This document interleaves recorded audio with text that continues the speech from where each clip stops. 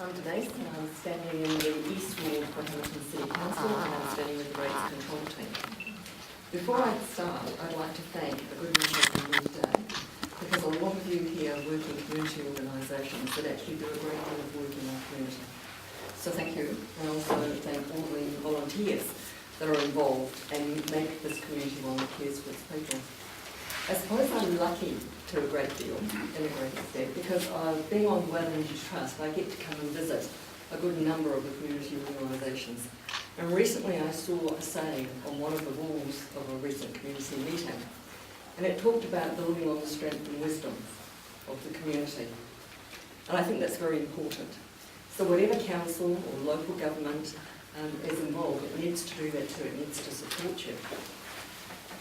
In terms of the various things that I've seen, and I must say I have been inspired by a number of initiatives that community organisations have started, and often very little funding, based largely on the use of volunteer services.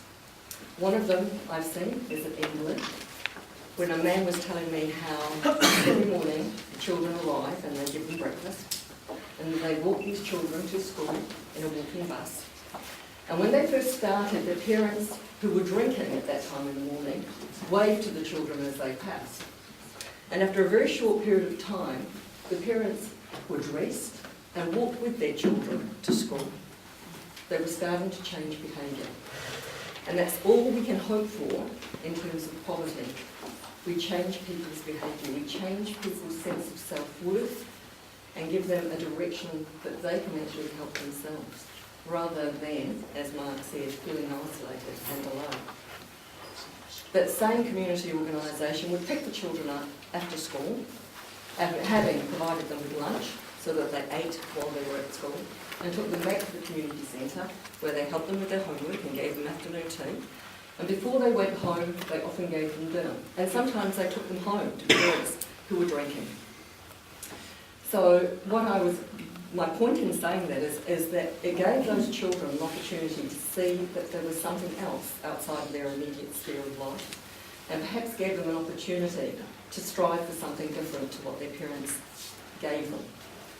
Another one that I have seen, that I have experienced, and I think is an excellent model, is in terms of the, excuse me, I just need to look at my notes.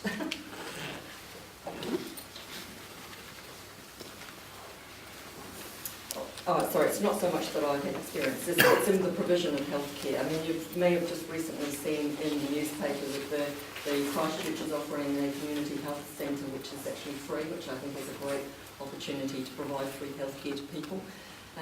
In many ways, you know, poverty... Thank you.